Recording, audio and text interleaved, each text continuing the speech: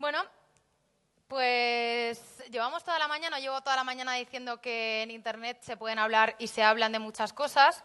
Por cierto, los que estáis por ahí de pie y los que estáis ahí al lado de la puerta, Kiara, tú no, te puedes quedar de pie. Aquí hay sitio, por si os queréis sentar, ocupad las sillas y así me siento más arropada. Pues eso que decía, que en Internet se pueden hablar de muchas cosas, llevo diciendo toda la mañana eso, y en los tiempos que corren, a pesar de todo, se puede hablar de política de una manera transparente. No se puede, yo creo que se debe hablar de política, se deben utilizar las redes sociales como para hablar de política de una manera transparente, incluso a lo mejor llevar campañas de una manera positiva a través de la política y girar quizá toda esa imagen que tenemos en las redes sociales sobre la política, ¿no? Que normalmente si sacamos un tuit o ponemos un post en Facebook sobre política suele ser para trolear, como decíamos antes, o para dar caña a algún partido político. Incluso los mismos políticos, yo creo, desde mi punto de vista, que todavía no están del todo integrados en el universo Internet y todavía no saben la herramienta que tienen y lo cercanos que pueden ser con el ciudadano y poder eso, darle la vuelta a la política y verlo de una manera positiva y transparente. Ahora vamos a hacer una charla, no va a ser una interquick, va a durar un poquito más, porque tenemos, ya os he dicho que hoy teníamos un cartel increíble en este Interqué y tenemos a 3 cracks del periodismo que nos van a hablar sobre este tema. Es un desayuno Voz Populi, periodismo, política y transparencia. Y tenemos a Jesús Cacho, que es uno de los periodistas. Si queréis ir subiendo, Jesús Cacho, un aplauso para él. Uno de los periodistas con más prestigio de nuestro país, con una carrera de más de 40 años en medios, puede sentarse. Ha estado en El País, en El Mundo, en ABC, fundó elconfidencial.com y además ahora ha fundado, bueno, en el 2012 fundó Voz Populi. También tenemos a Mar Cabra, un aplauso para ella, periodista de investigación especializada en análisis de datos, ha publicado para la Herald Tribune, Le Monde, El País, bueno, un montón de medios. Y también tenemos a Borja Ventura, un aplauso para él. Dirige sesión de control.com, coordina Tecnoexplora y Ciencia Explora para A3 Media y además escribe en eldiario.es, en Yorocou, en Yotown. Ya veis que tenemos a 3 cracks del periodismo y que además pues eso, nos van a hablar de la posibilidad de la política y la transparencia en Internet. Y a propósito de que hoy además en el Consejo de Ministros se presenta la ley antiprotesta, yo quería lanzaros esa pregunta. ¿Qué opináis sobre eso? Jesús, si quieres comenzar. Buenos días a todos y gracias por la invitación. Yo creo que es hoy que va al Consejo de Ministros la Ley de Seguridad Privada, de alguna manera es un hito en la historia de la sedicente democracia española, porque es un avance importante esta Ley de Seguridad Ciudadana, pero al mismo tiempo es un retroceso también muy notable. Es decir, yo creo que en definitiva aborda el quiero y no puedo de una democracia mal llamada democracia, de una democracia de baja calidad o de pobre calidad democrática que necesita un alicatado hasta el techo. Es decir, algunas de las historias de las prescripciones, de los castigos que venían en el proyecto original cuando fue conocido, realmente espantarían en países de democracias consolidadas de nuestro entorno, en países anglosajones. Por ejemplo, esa pretensión de multar con 30.000 euros a quien insulte a un policía, pues realmente parece una cosa descabellada en estos tiempos que corren. ¿Cuál es la belleza de lo que está ocurriendo? Que ese proyecto de ley que ha nacido del ala más conservadora del Partido Popular, a cuenta de la presión social, a cuenta de la influencia de las redes sociales, yo creo, a cuenta de las protestas ciudadanas transmitidas fundamentalmente en las redes sociales, ha conseguido rebajarlo hasta casi desnaturalizarlo, aunque sigue teniendo aspectos muy criticables. A mí hay una cuestión que me asusta particularmente. Yo que conocí los últimos tiempos del franquismo y que conocí la Constitución, cómo se hizo la Constitución española, el espíritu que ilustró y que iluminó la Constitución española, hay cosas que me asustan. Yo como liberal, creo que la esencia del liberalismo depende en esa cantidad de libertad que los ciudadanos estamos dispuestos a poner en manos del Estado para que nos proteja, para que proteja nuestra seguridad y sobre todo garantice nuestra libertad. Cuando esta ley me dice que un agente de la seguridad privada va a poder pedirme la identificación en un shopping center, en un Corte Inglés o en un centro comercial, pero no dentro de la tienda, sino en el pasillo, realmente me llevo la mano a la cartera y si pudiera a la pistola. Es decir, en términos democráticos es absolutamente inadmisible.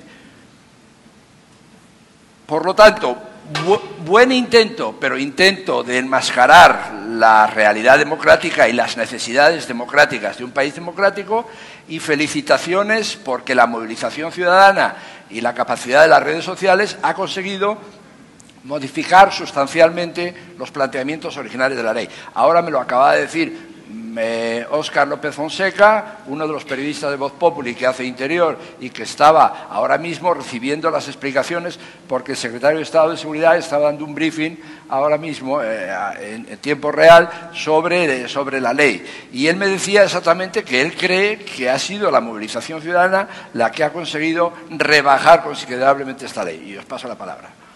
Bueno, yo la verdad es que no soy una experta en esta ley, entonces, sobre todo porque no hay ley. Lo único que sabemos es que se ha filtrado un borrador del anteproyecto, ¿no? Con lo cual, hablar ahora, nos tenemos que fiar de ese borrador, que no sabemos en qué punto el proceso estaba, y nos tenemos que fiar de lo que dice Interior que va a cambiar. Con lo cual, si está en Consejo de Ministros hoy, y sí que supuestamente se aprueba el anteproyecto, conoceremos ese anteproyecto y os animo a todos los que estáis aquí a intentar conseguir y leer ese anteproyecto para que descubramos si de verdad nos la están colando o no, ¿no? Yo creo que esto es un muy buen ejemplo de cómo conocer todos los borradores y todas las partes del proceso legislativo hace que la ciudadanía esté informada, ¿no? Y yo creo que vamos hacia una ciudadanía cada vez más informada y que unidos podemos conseguir que vayan cambiando un poquito las cosas y que no nos la cuelen. Así que yo, mucho más que decir que, claro, a mí me llamó la atención cuando empiezo a leer una noticia en la que me dicen, o sea, lo que decía el anteproyecto, ¿no? De que si incluso dices que vas a convocar una manifestación frente a la sede del Congreso, por poner un tuit, te pueden poner una multa de 30.000 euros. Entonces, yo digo, pues yo debo de ser tonta, ¿no? Porque yo he estado investigando durante tiempo los paraísos fiscales, ¿no? Y las multas, la gente que acaba recibiendo sanciones por temas de paraísos fiscales, de evasión fiscal, pues son bastante pequeñas, ¿no? Y digo, o sea, que a mí por poner un tuit me pueden poner una multa de 30.000 euros y al que va de impuestos se escapa con ellos, ¿no? No sé, a mí me llama la atención las prioridades, ¿no? de este gobierno y de los anteriores, ¿no? Con respecto a algunas cosas. Creo que la prioridad debe estar en poner el foco en la gente que lo está haciendo mal a gran escala, no un tuit, no sé, me parece un poco exagerado, ¿no? Pero más allá de eso, ya me gustaría resaltar la nota positiva y animaros a, si hoy se aprueba el anteproyecto, se publicará el texto, espero, y leámosnoslo todos. Va a ser un tostón, pero leámoslo todos para que no nos la cuelen, como pasó con lo de los Erasmus, ¿no? Que de repente te lees el boletín oficial del Estado y descubres que hay algo que no han metido en la nota de prensa. Bueno, buenos días a todos. En primer lugar, gracias a la organización, a Interqué, a Voz Populi. La parte de los cracks del periodismo termina aquí, o sea, es de aquí para allá, aquí un humilde telonero. Yo... Primero que nada, como decía Jesús, precaución porque hemos conocido un borrador que se filtró, se ha conocido algo que parece ser que va a ir y luego conoceremos lo que se proponga para que el Congreso debata y, bueno, habiendo mayoría absoluta, poco se rebajará. Creo que tenemos precedentes de este Gobierno de globo sonda, es decir, hace un año oíamos de una ley del aborto que de momento no se ha reformado, de determinadas cosas que se sacan en un momento dado para hacer mucho ruido, para indignar mucho a la gente, con alguna finalidad que a veces parece más evidente que otras, ¿no? Entonces, primero precaución para ver efectivamente qué es. Yo, en ese sentido, lo veo al contrario que Jesús. Yo no veo una buena idea con alguna cosa preocupante, yo veo una cosa muy preocupante con alguna pequeña cosa que puede ser positiva. Aquí lo que hay es un conflicto de derechos y libertades, como suele pasar en este tipo de cosas. Es decir, la libertad de manifestación, la libertad de opinión, la libertad de discrepancia con los límites de respeto a la agente policía, a las instituciones públicas, al orden público, al espacio público, que es la calle. Y este choque es evidente, pero yo creo que debajo de esto subyace algo que a mí me llama poderosamente la atención, que es, yo no veo a la gente protestando en las puertas del Parlamento en Alemania. Yo no veo a la gente, a los antidisturbios cargando violentamente en las calles de París contra ciudadanos que están protestando por la gestión contra la crisis. Lo veo en España. Entonces el problema es nuestro. Es cierto que hay que regular las cosas. Es cierto que no debe ser permisible que se ataque a un policía, que alguien dentro de una manifestación la reviente, que se acose a un diputado, pero tampoco debe ser permisible que los policías vayan sin número de identificación, tampoco debe ser posible que se persiga a los ciudadanos y que se les impida manifestar libremente su opinión, tampoco puede ser posible que se impida preventivamente que se convoque una manifestación. ¿Por qué? Yo tengo derecho a decir lo que pienso. Se supone que vivimos en un país libre. Entonces, ante todo, precaución para ver qué es lo que se aprueba y mucha cautela, porque a mí me parece un poco peligroso e insisto, el problema es evidente en España. La cuestión es que hay varias formas de intentar solucionarlo. Si no quiero que la gente proteste en la calle, voy a sacar una ley para impedir que la gente proteste en la calle. No parece una forma muy lógica.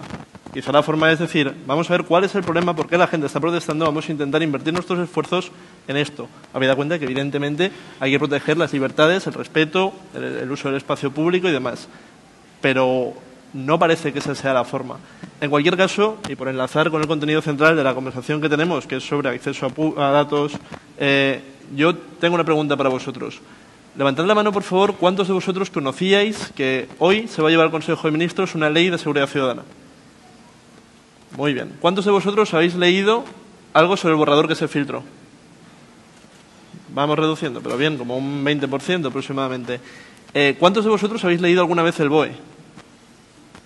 Bien, obligados en clase, muchos, entiendo. Voy a aprovechar, si me pueden subir el micro, voy a aprovechar que has interactuado con el público para decir algo que antes no he dicho, que me parece muy interesante, que podéis comentar todo lo que queráis sobre todo lo que están hablando en Twitter con el @vozpopuli, mencionando voz_populi, el hashtag IQ13, y después todos esos tweets habrá una selección que al final de esta charla, hay un periodista por ahí que ya está dándole a la tecla, que veremos toda una selección de manera que me gusta eso que has hecho, involucrar al público, porque al final esto va a ser una comunicación de arriba hacia abajo y de abajo hacia arriba.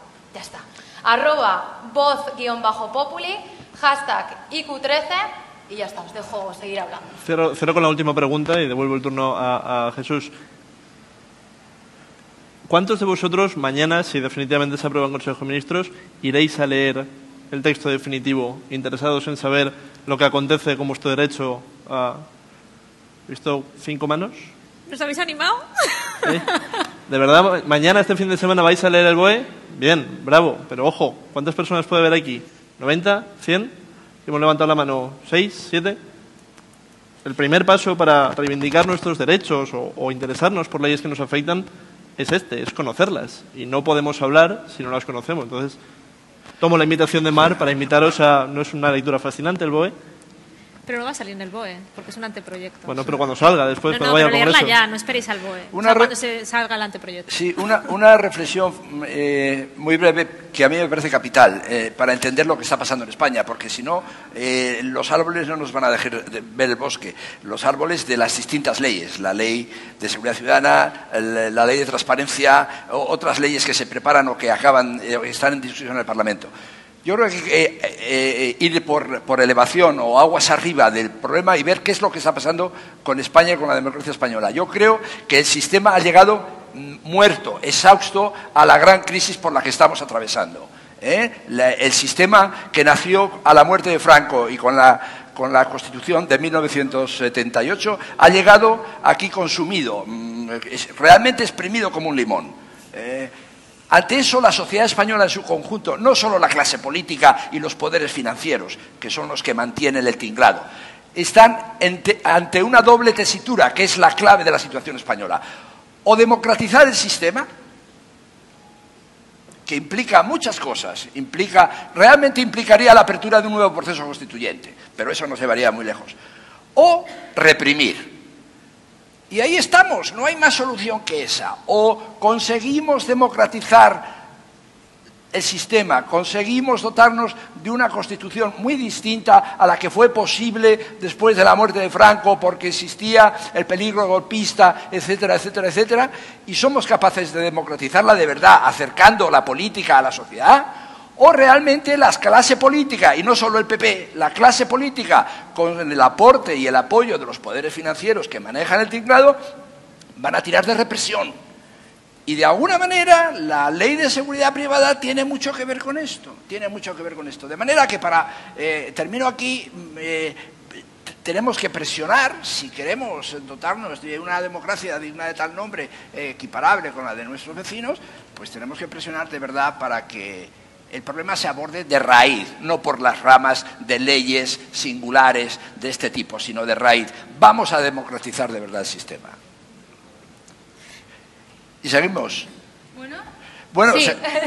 Si queréis seguir tenéis 2 minutos. No, si seguimos. No yo creo que sería muy interesante pasar al segundo tema que nos traía aquí y que tiene que ver particularmente con el expertise de Borja, que se refiere a la relación entre los políticos. Acabamos de ver o acabamos de decir cómo la presión de las redes sociales de los ciudadanos ha conseguido rebajar los aspectos más duros de esa ley de seguridad ciudadana y seguramente en su paso por el Parlamento se van a reducir todavía más. Eso nos coloca directamente en el debate de las relaciones de la clase política, de nuestros políticos, con las nuevas tecnologías, con las redes sociales, cómo las utilizan, cómo se sirven de ella. Yo creo que se sirven de ellas en este mismo sentido para utilizar las enormes ventajas de la nueva tecnología, una tecnología que además está globalizada y que por lo tanto no pueden cerrar, no pueden amañar, no pueden apañar, pero al mismo tiempo cómo la utilizan de forma torticera de alguna manera, ¿no? Para sacarle ventajas, pero al mismo tiempo escamotear las demandas que a través de esa misma tecnología les están llegando.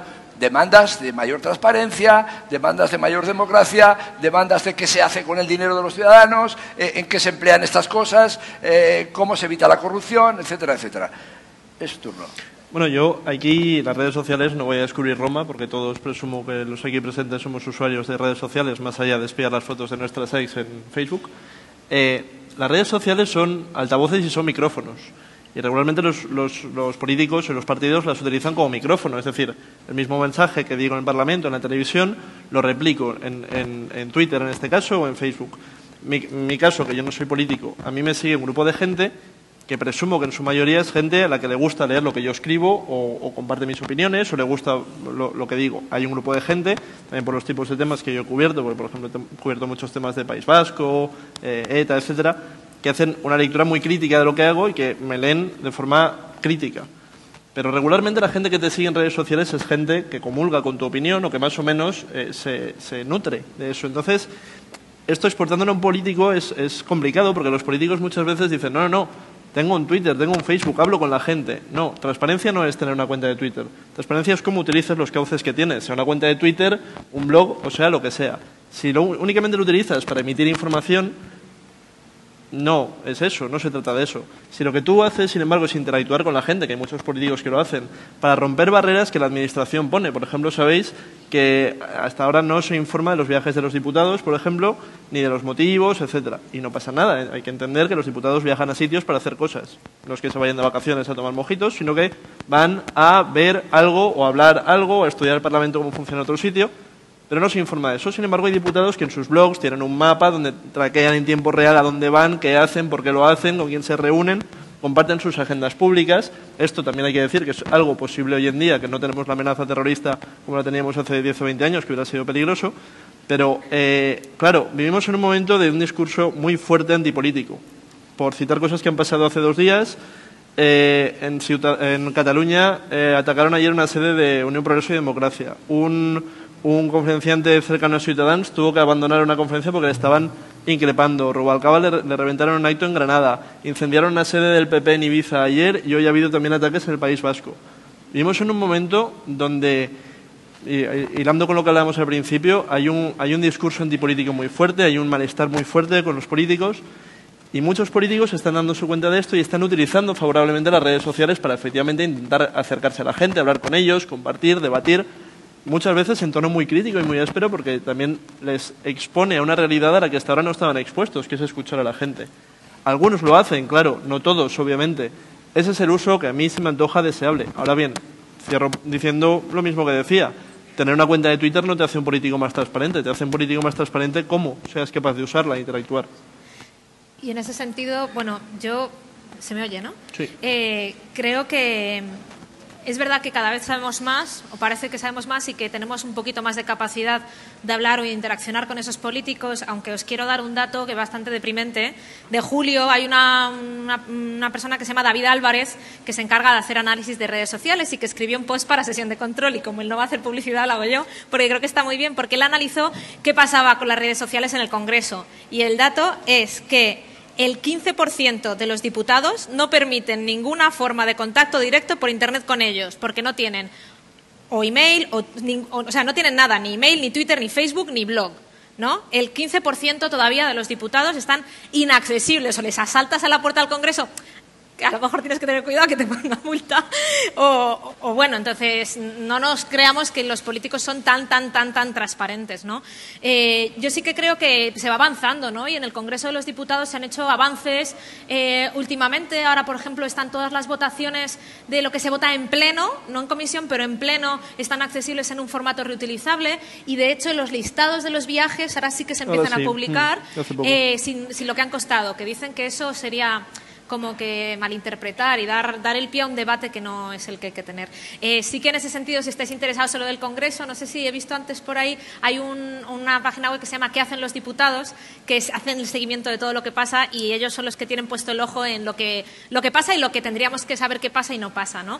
Esto me lleva al Congreso y a otra ley que creo que es muy importante, que se aprobó ayer, que es la Ley de Transparencia, ¿no? Ley de Transparencia, acceso a la información y buen gobierno. Todavía no se ha publicado en el BOE, se publicará en los próximos días, pero desde ese momento las administraciones tienen la obligación de publicar proactivamente cierta información, pero también en un año se nos empezará a garantizar un derecho que hasta ahora no teníamos reconocido, que es el derecho a saber o el derecho a pedir. Es decir, que en un año tendremos un derecho más que hasta ahora no hemos tenido, ¿no? Que es que si yo quiero saber lo de bueno, en el Congreso no, pero si yo quiero saber los viajes de Mariano Rajoy, por ejemplo, voy a tener derecho a poder pedir eso. Y si quiero que me den un listado de algunos documentos, por ejemplo, los documentos, bueno, depende, a lo mejor hay alguna excepción, ¿no? Pero algunos documentos que tengan que ver con algunas tramitaciones, algunos procesos y algunas decisiones que se toman el Gobierno, las voy a poder pedir, ¿no? Es una ley que, por supuesto, no quiero venderos la moto, ha salido débil del Congreso de los Diputados. Tenemos una ley que en el ranking de las leyes de acceso a la información mundiales está a la cola, y somos el último país de 90 y pico países que ha aprobado una ley de acceso a la información, con lo cual habla de esa deficiencia democrática que tenemos en nuestro país. Pero creo que somos un país en el que siempre estamos pesimistas, pensando que tenemos que llorar por los rincones, que también, pero creo que tenemos que pensar en lo que podemos hacer, y es: yo estoy contenta, tengo por fin un derecho que no se me había reconocido y que de aquí a un año voy a poder pedir información como loca, no como periodista, sino como ciudadana. Pues, oye, os echo el guante y os digo, ejercedlo, porque el verdadero cambio no es tanto que unos sean accesibles o no, lo que sea, sino es un cambio de chip, es un cambio cultural. Y para hacer que los políticos, que las administraciones cambien, tenemos que empujar desde fuera todos juntos, que para eso somos 47 millones de personas, ¿no? Entre 47 millones de personas podremos hacer mucha más presión que 4 periodistas haciendo preguntas, ¿no?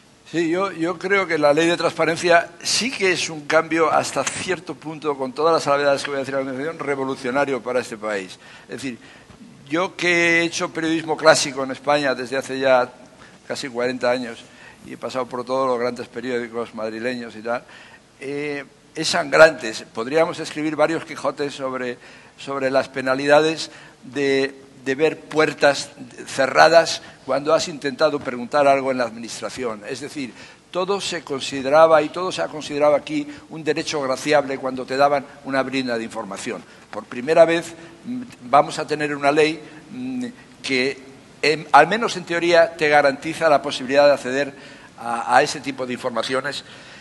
La ley nace también, como es propio de este gobierno y del sistema del que he hablado antes, que quiere defenderse y que quiere permanecer, a pesar de que es una cáscara que se cae vacía, está llena de trampas, en el sentido de que se van a, el llamado silencio administrativo no te va a contestar, está lleno de restricciones, pero bueno, se ha roto, la muralla se ha roto, y en la muralla empieza a haber una brecha. Y esto es, de verdad, en lo que a calidad democrática se refiere, es importantísimo. Acabamos de asistir, yo no sé quién de vosotros, mira, imitando a Borja, ¿cuántos de vosotros habéis leído lo que ha ocurrido con el tema de Repsol, la gran petrolera española, YPF en Argentina? Bueno, bastante gente. Nos acabamos de topar con que el gobierno del país, el gobierno español, ha ido a Buenos Aires a resolver un problema de una empresa privada sin saber qué derechos le competen, le corresponden, con qué capacidad jurídica asume ese cargo de mediador un gobierno ante una empresa privada. Ni siquiera desde Voz Populi hemos pedido que el Parlamento reclame, alguno de los grupos parlamentarios reclame en base a qué títulos el gobierno ha hecho ese trabajo en favor de una empresa privada, porque de ahí derivan todas las corrupciones que hemos venido conociendo y que conocemos. De ahí no debería extrañarnos que dentro de 4 años el ministro Soria pase al Consejo de Administración de Repsol como por arte de magia, cumplidos los 2 años famosos de incompatibilidad. Es decir, hablamos de nuevo de calidad democrática y hablamos de algo que afecta muchísimo al trabajo periodístico. Es decir, vamos a ver si entre todos, de verdad, presionando a través de las redes sociales o a través de la prensa, a través de la radio y la televisión, somos capaces de derribar y de hacer más ancha la muralla de esta ley. Me encantaría seguir, no sé si me encantaría seguir, pero tenemos que acabar. No sé si queréis poner los tweets ahora de ellos, o a mí me gustaría, ya que nos quedamos así como con ganas de más, ¿no? Si tuviéramos que resumir esta charla o estos en un tweet, que sería un titular, ¿cuál sería? Un tweet son 140 caracteres. Mío, la presión social puede cambiarnos la vida y mejorárnosla. Retweet. Muy bien jugado. ¿Es por aquí?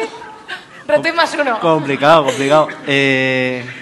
Yo no estoy contento ni con la ley de seguridad ciudadana ni con la ley de transparencia. Es un tweet, quiero más. Caracteres. Yo no estoy contento, yo quiero más. Yo tampoco, Bueno, pues no sé si tenemos algo más preparado para Voz Populi. ¿Está todo? Pues un fuerte aplauso, muchísimas gracias. A mí me hubiera gustado un par de preguntas o 3. No podemos hacer una pregunta. Sí, si no desarrollamos mucho, sí que podemos. ¿Hay alguna pregunta? Raúl dice que una. Que luego también hay una por ahí. Ah, no, que hagamos una. Vale. ¿Hay alguna pregunta? Por ahí ¿tenemos algún micro? Para que la gente de casa lo pueda escuchar también.